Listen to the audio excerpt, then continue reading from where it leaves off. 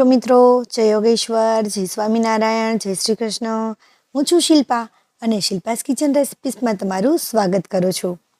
શિયાળો શરૂ થાય એટલે સૌથી પહેલો વિચાર આવે વિટામિન સી ભરપૂર આમળા. પણ આમળાને જો આખું વર્ષ ખાવું હોય તો એની આપણે અલગ અલગ રેસીપી બનાવવી પડશે. તો આપણે આજે આમળાનું અથાણું બનાવીશું. પણ શું તમારું આમળાનું અથાણું થોડા સમય પછી કાળું પડી જાય છે? કે પછી ઘણા લોકોની એવી પણ ફરિયાદ હોય છે કે અથાણું બનાવ્યા પછી થોડા જ દિવસમાં તેમાં ફૂગ આવી જાય છે. પણ આજનો આ વિડીયો જોયા પછી તમારી આ બધી જ ફરિયાદો દૂર થઈ જશે. આજના વિડીયોમાં હું તમારી સાથે શેર કરીશ વર્ષો જૂની પરંપરાગત રીત, પણ એક નવા જ અંદાજમાં.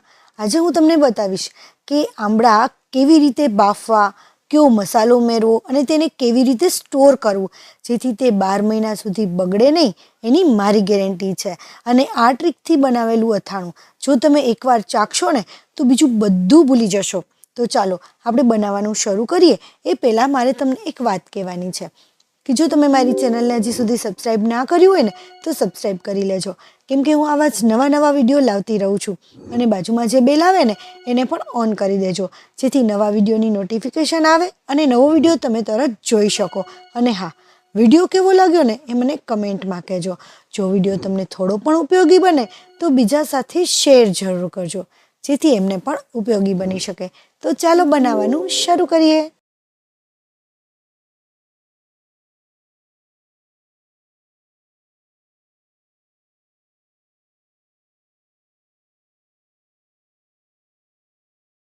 હવે મિત્રો, સૌથી પહેલાં તો જોઈએ કે આપણે સ્વાદિષ્ટ અથાણું બનાવવું હોય તો એના માટે આપણે કેવા આમળા લેવા જોશે.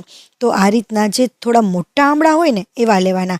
અને જે આમળાનો કલર છે ને વધુ પડતો ગ્રીન હોય ને એવો નહીં લેવાનો, કારણ કે જે વધુ ગ્રીન કલરના આમળા હોય છે ને થોડા કાચા હોય છે અને એ કાચા આમળાનો ટેસ્ટ વધારે પડતો તુરો હોય છે. તો આ રીતે જે થોડા એવા લાઇટ યલો કલર જેવા એના શાઇનિંગ આપતું હોય ને એવા આમળા લેવાના. અને આ જે આમળા છે ને મેં એકદમ મોટા આમળા લીધા છે. જે આ મોટા આમળા આવે છે ને એ બનારસી આમળા હોય છે. તો એ આમળા છે ને બહુ વધારે પડતા તુરા પણ નથી હોતા અને એ આમળા એકદમ મસ્ત એવા રસદાર હોય છે. તો આવા આપણા આમળા લઈશું ને તો એનું અથાણું પણ એકદમ ટેસ્ટી બનશે. તો હવે અથાણું બનાવવા માટે આપણે આમળાની સ્લાઇસ કરી લઈએ. અને આ આમળાની સ્લાઇસ કરવાની એકદમ ઇઝી રીત બતાવું હું. ઘણી વખત આમળાની સ્લાઇસ કરતાં આમળાની જે સ્લાઇસ છે આખી નથી નીકળતી હોતી, પરંતુ આ રીતે જો કરશો ને તો આમળાની સ્લાઇસ એકદમ આખી જ નીકળશે બધી. તો અહીંયા છે ને આમળામાં લગભગ 6 જેટલા પીસ થતા હોય છે.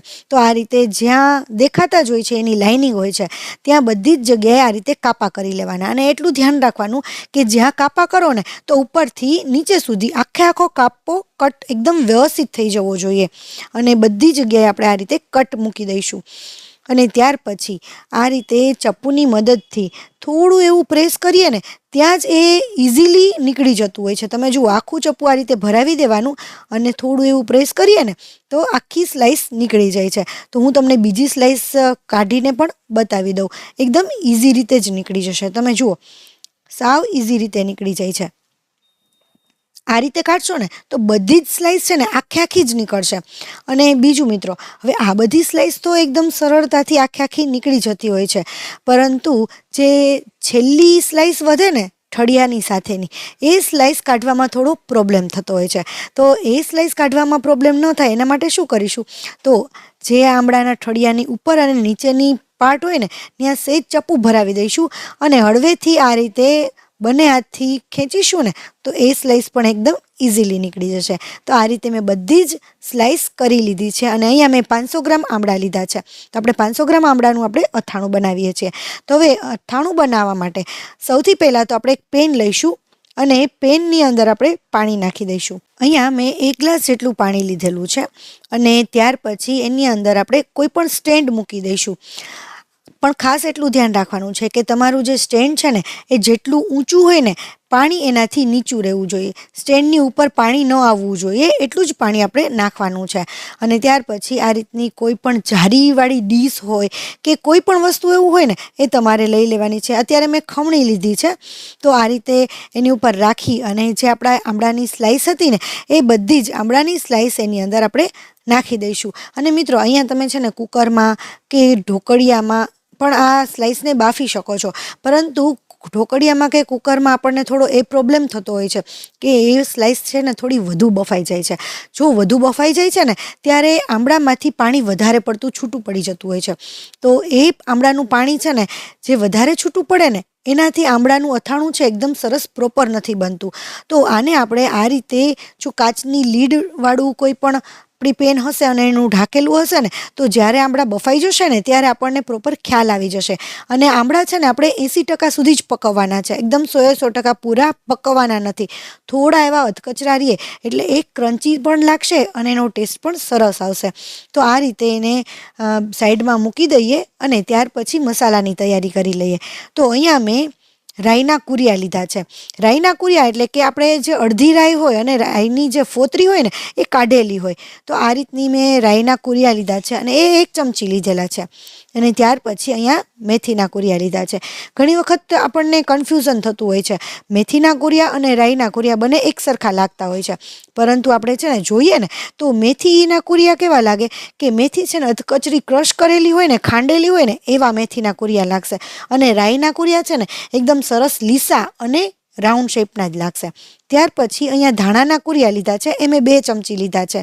અને વરિયાળી છે તો એ પણ મેં 2 ચમચી લીધી છે. ધાણાના કુરિયાના બધા કુરિયા જો તમને અવેલેબલ ન હોય ને તો તમે આખા રૂપમાં પણ લઈ શકો છો, પરંતુ આનો ટેસ્ટ વધારે સરસ આવતો હોય છે. હવે જીરું છે એ 1 ચમચી લીધું છે. આપણે અહીંયા પારંપરિક રીતથી અથાણું બનાવીએ છીએ તો અથાણાના મસાલા છે એ પણ પરંપરાગત રીતથી જે ચાલ્યા આવે છે ને એ જ મસાલાનો આપણે ઉપયોગ કરીએ છીએ. તો આ મસાલાને ગેસ ચાલુ કરી ધીમા ગેસે થોડા એવા ગરમ કરી લઈશું. થોડા એવા ગરમ જ કરવાના છે, આપણે એને શેકવાના નથી. જો એને શેકીશું ને તો એનો ટેસ્ટ ચેન્જ થઈ જાય છે. એટલે આને આપણે શેકવાના નથી પરંતુ થોડા એવા ગરમ જ કરીશું. અને સાવ સ્લો ફ્લેમ ઉપર લગભગ અડધીથી પોણી મિનિટ જ ગરમ કરીશું. આને આ રીતે ગરમ કરવાનું કારણ એ છે કે જો મસાલામાં થોડો એવો કદાચ ભેજ હોય ને તો એ નીકળી જાય. જો એકદમ વધુ તડકો હોય અને તડકામાં તપાવી દેશો ને તો પણ ચાલશે, પરંતુ શિયાળામાં ઘણી વખત છે ને બહુ એટલો તાપ નથી આવતો હોતો, તો થોડું એવું ગેસ ઉપર સહેજ ગરમ કરી લો ને તો પણ ચાલે, જેથી ભેજ બધો નીકળી જાય. ત્યાર પછી તમે જુઓ અહીંયા મેં હાથમાં લઉં છું ને તો પણ એ હાથમાં લઈ શકાય છે એટલું નવસેકું જ ગરમ રાખવાનું છે. અને હવે આ મસાલો એકદમ સરસ ઠંડો થઈ જાય ને ત્યાર પછી એને મિક્સર જારમાં નાખી અને અધકચરો ક્રશ કરી લેવાનો છે. મિત્રો, અથાણામાં ઘણી બધી એવી નાની નાની બાબતો હોય છે કે જેને એકદમ સરસ રીતે જો ફોલો કરવામાં આવે ને તો અથાણું ક્યારેય બગડતું નથી અને એકદમ સરસ જ રહે છે. જો અહીંયા મેં એકદમ સરસ અધકચરો પાવડર કરી લીધો છે. બહુ પાવડર નથી કરવાનો સાવ, પરંતુ અધકચરું આ રીતે કરી લેવાનું છે. તો આને અત્યારે સાઈડમાં રાખી લઈએ અને આપણે બધી જ નાની નાની ટિપ્સ સાથે આખું અથાણું કઈ રીતે બને અને આખું વર્ષ જો રાખવું હોય તો કઈ રીતે બગડે નહીં એ જોતા જઈશું. હવે અહીંયા પેનની અંદર મેં 1 વાટકી જેટલું તેલ લીધું છે અને આ તેલ લગભગ આપણે ટેબલ સ્પૂનમાં જો માપ કરીએ ને તો 8 થી 9 ટેબલ સ્પૂન જેટલું આ તેલ થાય છે. અને આપણે ગેસ ઓન કરી અને આ તેલને આપણે ગરમ થવા દેવાનું છે.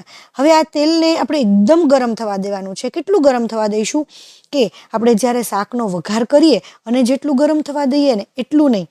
અહીંયા મારું તેલ એટલું તો ગરમ થઈ જ ગયું છે કે આપણે વઘાર કરીએ, પરંતુ એનાથી પણ વધુ જેમ ધુમાડા નીકળવા માંડે ને એટલું તેલ ગરમ થવા દેવાનું છે. હવે તમને થશે કે એટલું બધું ગરમ થવા દેવાનું છે, તો હા, અથાણું બનાવવા માટે તેલને એકદમ સરસ રીતે પકવવું જરૂરી છે. એકદમ ધુમાડા નીકળવા માંડ્યા છે. તમે જુઓ અહીંયા મારું તેલ છે ને એકદમ સરસ ગરમ થયું છે અને તેલમાંથી ધુમાડા નીકળે છે. હવે આ ધુમાડા નીકળે ને એટલું તેલ ગરમ થાય. હવે તમને થશે કે આટલા બધા ધુમાડા નીકળે છે તે તેલમાં આપણે જો મસાલા નાખીએ તો બળી જાય, પરંતુ આ ગરમ થાય ત્યાર પછી એને પાછું ઠંડુ થવા દેવાનું છે, જેથી આપણા મસાલા બળી ન જાય. હવે તમને થાય કે જ્યારે આપણે તેલને આટલું ઠંડામાં જ મસાલો નાખવો તો આટલું બધું ગરમ કરવાનું શું કારણ હતું? તો જ્યારે પણ આટલું બધું ગરમ કરીએ છીએ ને તેલ, ત્યારે છે ને એ તેલ એકદમ સરસ રીતે પાકી જાય છે. હવે આ તેલ ઠંડુ થઈ ગયું છે, પણ સાવ ઠંડુ નહીં, પણ આપણે દાળ શાકનો વઘાર કરીએ અને જેટલું ગરમ તેલની જરૂર પડે ને એટલું ઠંડુ થયું છે. તો આપણો બધો મસાલો છે ને એની અંદર નાખી દઈશું, એટલે આપણો મસાલો પણ સરસ રીતે પાકી જાય અને બહુ બળી પણ ન જાય.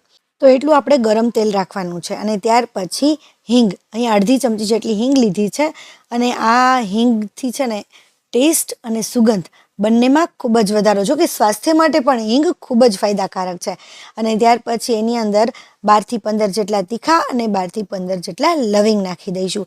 અને આ મસાલાને થોડીવાર આમને આમ જ પકવીશું, જેથી બધા જ મસાલા સરસ પાકી જાય. બીજા મસાલા પણ હજી આપણે ઉમેરવાના છે, પણ એ ક્યારે ઉમેરવાના છે? થોડું હજી આનાથી તેલ ઠંડુ થાય ને ત્યારે. કારણ કે અમુક મસાલા એવા હોય કે જેને પાકતા વાર લાગતી હોય, અમુક મસાલા એવા હોય જલ્દી પાકી જતા હોય. તો આપણે આ હળદર પાવડર છે એ આપણે 1 ચમચી જેટલી એની અંદર એડ કરી દઈએ. તો એ થોડી એવી ઠંડુ તેલ થાય ને ત્યાર પછી એની અંદર નાખવાનું છે. કારણ કે હળદર નહીંતર વધારે તેલ ગરમ હોય એમાં નાખીએ તો એ બળી જતી હોય છે. તો આ હળદરને મિક્સ કરી લઈએ ને ત્યાર પછી આપણે લાલ મરચું પાવડર નાખીશું. લાલ મરચું પાવડર આ રીતે સાવ છેલ્લે જ નાખવાનું, સાવ નવસેકું તેલ થાય ને ત્યારે, કારણ કે લાલ મરચું પાવડર પણ નહીંતર બળી જાય. તો અહીંયા મેં કશ્મીરી લાલ મરચું પાવડર લીધો છે. તમે તમારા ટેસ્ટ પ્રમાણે વધુ ઓછું કરી શકો છો, તીખું કેટલું તમારે રાખવું હોય. ત્યાર પછી એની અંદર આપણે મીઠું નાખીશું, અને મીઠું છે ને થોડું ચડિયાતા પ્રમાણમાં જ નાખીશું. અને મીઠાને પણ આપણે તેલમાં નાખવાનું કારણ એ છે કે એ ધીમે ધીમે ઓગળી જાય, અને નહીંતર છે ને મીઠું પણ ભેજ છોડે છે, એમાંથી પાણી છૂટતું હોય છે. કોઈ પણ વસ્તુમાં આપણે જ્યારે મીઠું નાખીએ ને ત્યારે એ મીઠું ઓગળી અને પાણી છોડે છે, તો એ પાણી પણ ન છોડે એટલા માટે. ત્યાર પછી લાસ્ટમાં આપણે ગોળ નાખીશું. તો અહીંયા મેં દેશી જ ગોળનો ઉપયોગ કરેલો છે. જો તમે કોલ્હાપુરી ગોળ નાખવો હોય તમારે તો એ પણ નાખી શકો છો. દેશી ગોળ થોડો ઢીલો હોય છે. અને આ ગોળ છે ને એ મેં 250 ગ્રામ લીધો છે. 500 ગ્રામ આમળાની સામે 250 ગ્રામ ગોળ લીધો છે. અને મેં અહીંયા છે ને ખાટું મીઠું અથાણું કરું છું એટલા માટે. જો તમારે ગળ્યું અથાણું કરવું હોય ને તો 500 ગ્રામ આમળાની સામે 500 ગ્રામ ગોળ લેવો, તો એકદમ મસ્ત એવું ગળ્યું અથાણું બનશે. તો હવે નવશેકા તેલમાં જ આપણે ગોળને ઓગાળી લઈશું. ગોળ થોડો ઘણો ઓગળે ને ત્યાર પછી આપણે આમળા એની અંદર નાખવાના છે, જે આપણે બાફેલી આમળાની સ્લાઈસ હતી. પરંતુ આમળાની જે બાફેલી સ્લાઈસ હતી ને એ નાખતા પહેલાં આપણે થોડું એવું ધ્યાન રાખવું પડશે કે એ આમળાની સ્લાઈસ એકદમ કોરી હોવી જોઈએ. એના ઉપર જરાય પાણીનો ભાગ ન હોવો જોઈએ. જેમ આપણે કેરીનું અથાણું બનાવીએ છીએ અને એને હળદર મીઠામાં બોળીએ તો છીએ, પરંતુ એને ભેજવાળી જરાય નથી રહેવા દેતા. એના અંદરનું પાણી છે એ પંખા નીચે સાવ સૂકવી દઈએ છીએ ને, એવી જ રીતે આમળાને પણ પંખા નીચે થોડા સૂકવી દેવાના, એના ઉપર જરાય પાણી ન રહેવું જોઈએ, જેથી આપણું અથાણું છે ને એ જરાય બગડે નહીં. જો એમાં ભેજનો ભાગ કે પાણીનો ભાગ સેજે હશે ને તો એ અથાણું બગડવાની શક્યતા રહે છે. તો આમાં પાણીનો ભાગ જરાય ન હોવો જોઈએ. એ રીતે આપણે બનાવીશું. અને આવી નાની નાની વાતોનું જો ધ્યાન રાખશું ને તો આપણું અથાણું ટેસ્ટમાં તો એકદમ બેસ્ટ બનશે જ, પરંતુ આખું વર્ષ બગડશે પણ નહીં. હવે આમળા નાખ્યા પછી અહીંયા મેં થોડું એવું ફરીથી ગરમ કરી લીધું છે, જેથી આમળાની અંદર કે ક્યાંય પણ સહેજે ભેજ રહી ગયો હોય ને તો એ નીકળી જાય અને બળી જાય. પરંતુ બહુ નહીં ગરમ કરવાનું.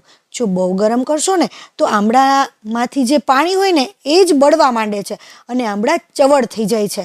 એટલે આમળા ચવળ ન થાય એટલે કે આમળા એકદમ તૂટે નહીં ને એવા બનશે, સોફ્ટ અથાણું નહીં બને. તો આપણે એ બાબતનું પણ ધ્યાન રાખીશું કે બહુ ગરમ નહીં કરીએ. અને બીજું કે આમળાનું જે અથાણું આપણે બનાવ્યું છે ને એને એકદમ ઠંડુ થવા દઈશું. ઠંડુ થાય ને ત્યાર પછી જ બરણીમાં ભરીશું, અને કાચની બરણીમાં ભરીશું. કાચની બરણીમાં ભરતી વખતે પણ એ ધ્યાન રાખવાનું છે કે બરણી તડકે તપાવેલી હોવી જોઈએ, એકદમ તપી જાય, જેથી બરણીમાં કોઈ ભેજ હોય તો એ પણ નીકળી જાય. અને ત્યાર પછી જ આપણે અથાણું એની અંદર ભરીશું.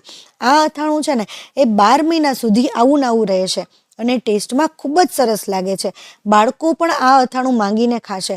એટલે આખું વર્ષ તમે આ અથાણું ખાઈ શકશો. આમળા પણ આખું વર્ષ ખાઈ શકશો, એવું સરસ બને છે. અને તમે ક્યાંય બહાર ગયા હોય તો તમે જો થેપલા સાથે આ અથાણું ખાવ ને તો પણ બહુ જ સરસ લાગે છે.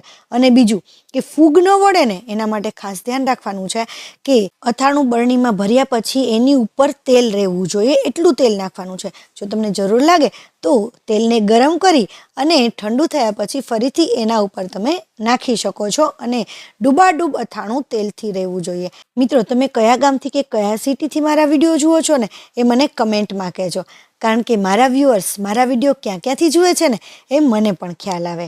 આ રીતનું અથાણું તમે એક વખત બનાવજો, ટેસ્ટમાં બહુ જ સરસ લાગશે. હજી તો અત્યારે તાજું અથાણું છે, એના કરતાં અઠવાડિયું કે 10 દિવસ જાય અને એનો જે મસાલો છે એ આમળામાં ચડ્યા પછી આ અથાણું એટલું ટેસ્ટી લાગે છે ને કે વાત ના પૂછો. મિત્રો, તમને મારી રેસીપી જો થોડી પણ ઉપયોગી બની હોય ને તો બીજા સાથે શેર કરજો. અને જો ચેનલને હજી સુધી સબસ્ક્રાઈબ ના કર્યું હોય ને તો આવા જ નવા વિડીયો જોવા માટે ચેનલને સબસ્ક્રાઈબ પણ કરી લેજો. Thank you for watching. નવી રેસીપી અને નવા વિડીયો સાથે ફરીથી મળીશું. ત્યાં સુધી બાય બાય.